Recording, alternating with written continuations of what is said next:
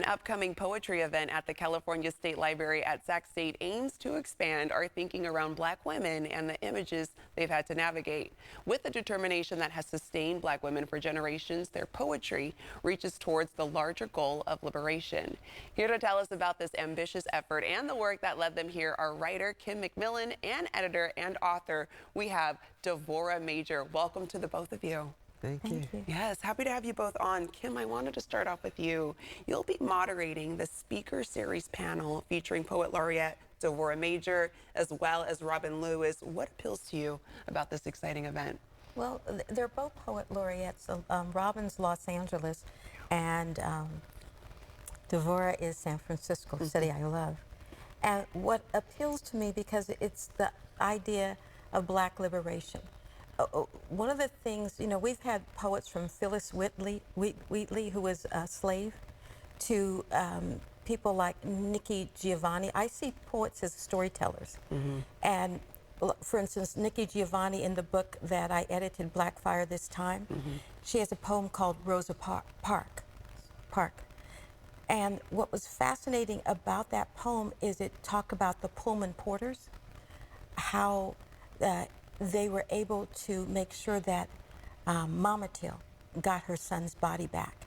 And it was because of him, the Pullman porters, and Thurgood Marshall. So we're also history tellers. You know, we use poetry to tell stories of Blackness. And what's empowering about women, because sometimes women are unseen, they're othered, particularly Black women.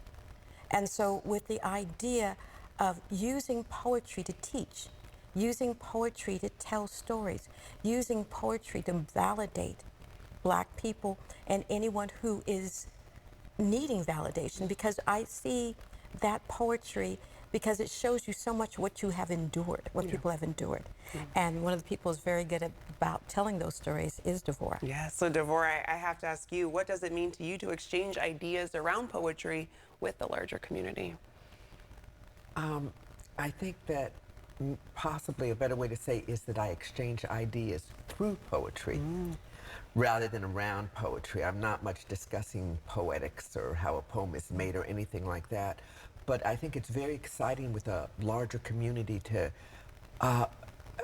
let people, either to give people hope, to give them a sense of healing, to wake people up, to have people realize that one can struggle and succeed, and that one must struggle to make things better. You can't just sit back. And I think poetry is a very good vehicle for doing it. People can lecture all day long, and people are like, you know, it's a lecture. But you can, with a really pithy poem, you can get people to go, oh, I didn't know that, or I need to stand up. So for me, that's what it means, is that kind of ability to create change through language. Yeah, and you're continuously doing that. And I mean, the title of this program is Words of Liberation, the Exploration of Blackness Through Poetry. What does that mean to you? Well, you know, we're in society, we're always told through television, through media, through other people, what is Blackness, or, you know, by things like, well, you don't talk like a Black person, or you don't write like a Black person, or is this really about Blackness? I remember when I was working on my master's at the university, the professor decided to tell me how to write as a Black person, and he used Black men to tell me. And I just thought this was really interesting. And what we are really telling our audience is, your voice is important. And do not let anyone invalidate that voice. Because as a Black person, what you write is a Black person's experience. And so don't ever let someone tell you, you don't sound, you don't talk, you don't write. Because that's their opinion. And we all got one. We all have one.